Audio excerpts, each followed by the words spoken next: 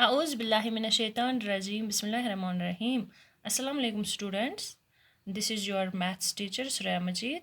A very good morning to all of you. Hope you all are well, healthy and rejoicing at home as your online classes are going on. Today we are going to start the first lesson of our maths book, the fish tale. Let's begin. First of all, I have divided your this lesson, the fish tale, into few subtopics. The first subtopic is the fish tale. The second subtopic is the fish tale. The third one is school of fish. Fourth subtopic is fishermen and their boats. Fifth one is what a catch. Sixth subtopic is which boat gets how much. And seventh topic is some big numbers. Eighth subtopic is the fish market, and after this we will do our practice work. Before moving towards the reading part, I will teach you what's the difference between the fish tail and the second one fish tail. तो सबसे पहले जो हमने ये सब topics में divide की है आपकी जो ये लेसन, तो इसमें दो तरह की टेल है. First is the first fish tail and second is TAIL tail. तो स्टूडेंट्स, जो हमारी फर्स्ट टेल है इसका मतलब है कहानी, और जो सेकंड टेल है TAIL इसका मतलब है पूछ. अब हम मूव करेंगे towards the reading part. Deep under the sea, see the lovely colored fish swimming peacefully. This special poem in 3 lines is called a haiku. Such poems about nature are popular in Japan. Here is another haiku. ये बोल रहे हैं deep under the सी, एक lovely fish है समंदर की निचली तह में, तो बहुत मतलब खूबसूरत फिश है और वो पीसफुली स्विम कर रही है विदाउट डिस्टर्बेंस. तो इस पोएम जो ये 3 लाइन्स की पोएम है इसको हम बोलते हैं जापान में हाइकू. जापान एक मुल्क है जैसे इंडिया एक मुल्क है, तो वहाँ पे जो भी नेचर के मुतलिक पोएम होती है 3 लाइन्स की उनको बोलते हैं हाइकू. ऐसे ही एक और हाइकू यहाँ पे दिया गया है. Hope you all will study with me. The lake calm, smooth, settle. A fish jumps up and returns. Ripples shake the lake. एक लेक का बोला गया है जो काम है, स्मूथ और सिटल है, जिसमें लहरें नहीं उठ रही है, सिटल है. बट एक फ़िश जो जंप कर रही है, अप डाउन जो जंप कर रही है फ़िश इसमें, तो इसकी वजह से इसमें रिपल्स थोड़ी सी छोटी छोटी लहरें उठ रही है. Do you know any poem about fish. तो बोल रहे हैं कि आपको कोई पोएम है पता फ़िश के बारे में.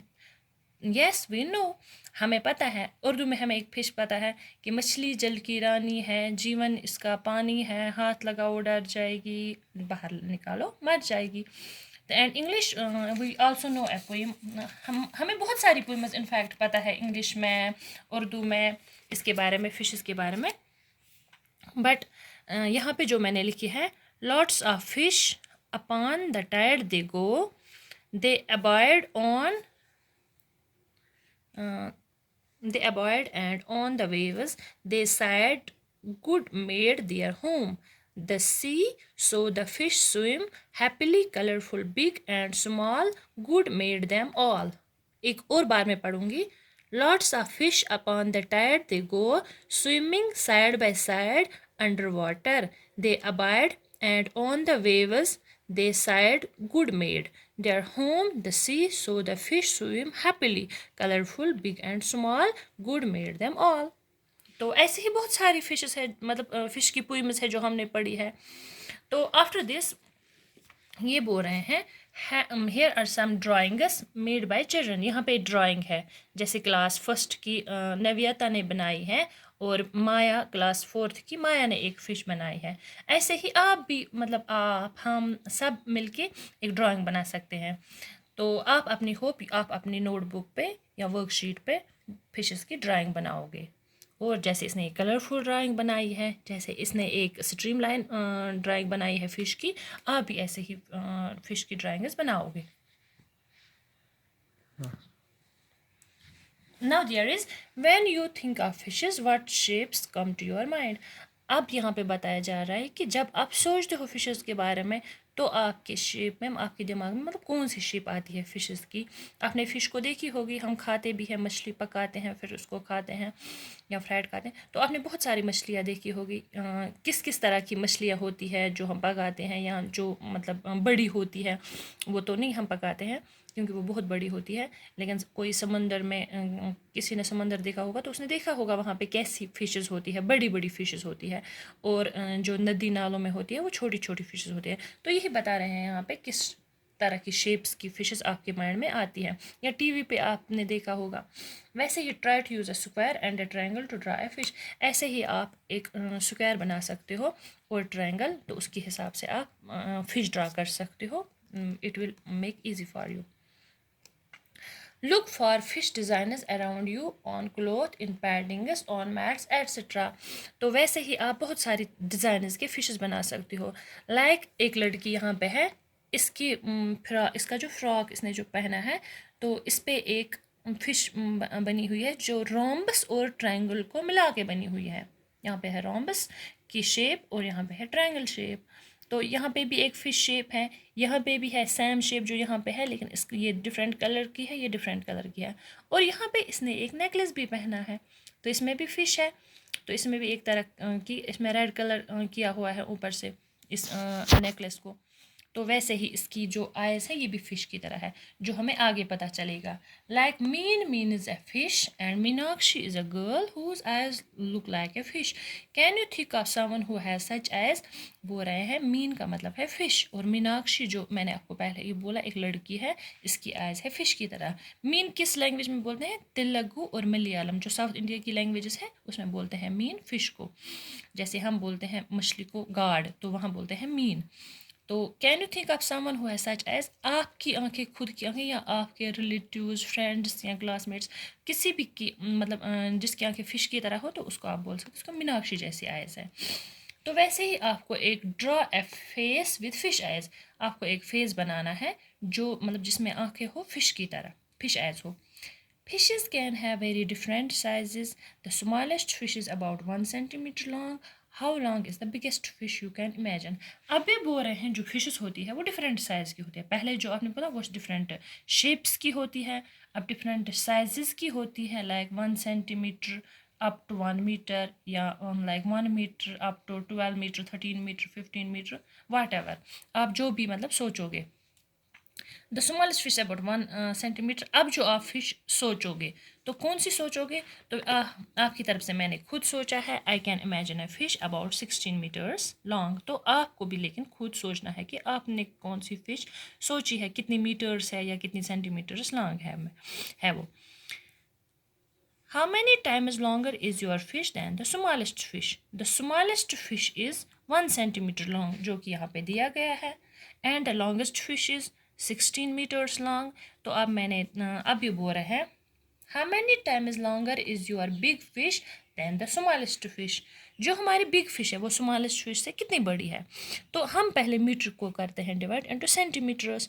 1 meter is equal to 100 centimeter. दस 16 meter is 16 into 100, that is 1600 centimeter. Hence the biggest fish is 1600 times longer than the smallest fish. Now there is another तो before moving to question number 4 यहाँ पे दिया है the biggest fish is whale shark. ये बोल रहे हैं जो बड़ी मछली है, सबसे बड़ी मछली है वो वेल शार्क है। It is actually not a well, लेकिन वेल नहीं है वो, जैसे हम वेल बोलते हैं तो वेल अलग है, वेल शार्क अलग है। Well is a big fish. Whale is are different from fish, लेकिन जो वेल जो है वो फिश से डिफरेंट होती है।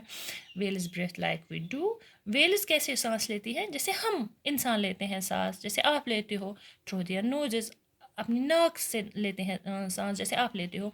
But fish have no nose. आपको पता है फिश हैव नो नोज, उनको नाक नहीं होती है। And they take in water not air.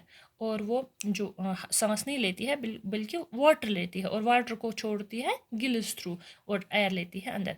तो डायरेक्ट वो एयर हमारी तरह नहीं लेती, लेकिन जो वेल है वो हमारी तरह ही लेती है। Whales give birth to babies.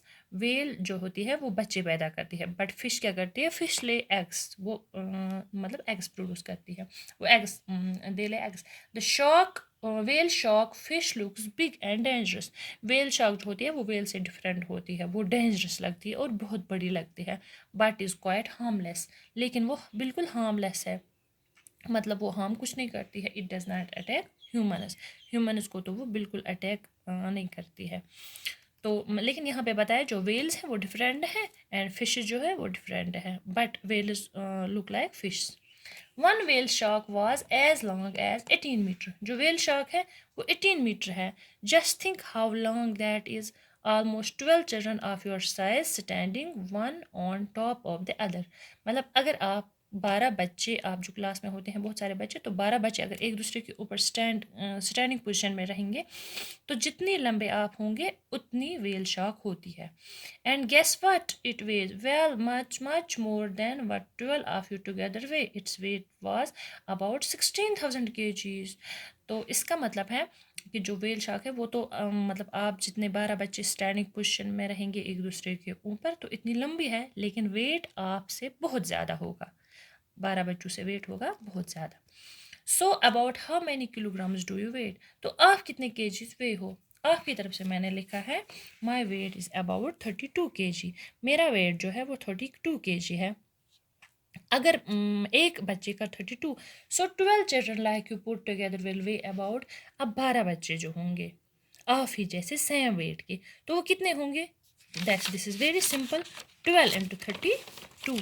जो 12 इंटू 32 है हमने यहाँ पे किया है, दैट इज़ 384 kg। अगर हम 12 को करेंगे मल्टीपल 32 से तो दैट इज़ 384 kg। तो यहाँ पे हम लिखेंगे 384 kg।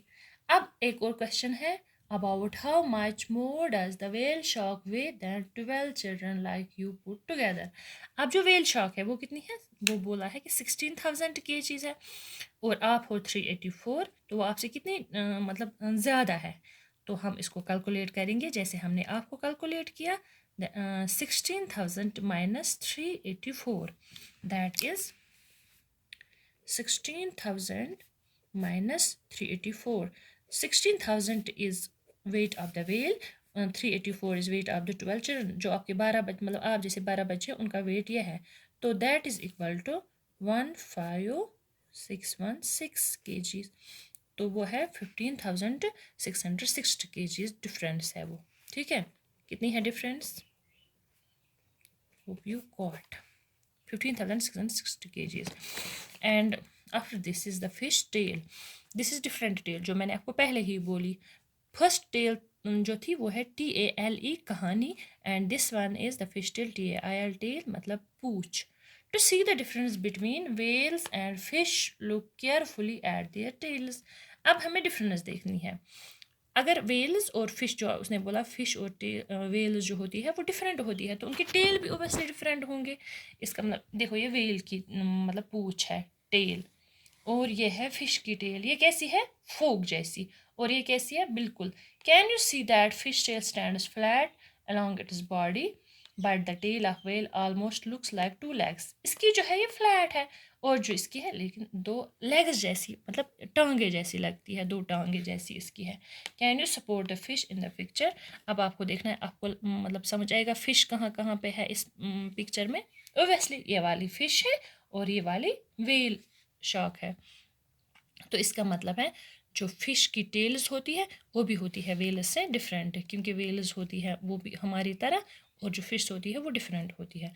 स्कूल ऑफ फिश, इसके बाद है स्कूल ऑफ फिश, तो ये हम नेक्स्ट लेक्चर में पढ़ेंगे। Thank you.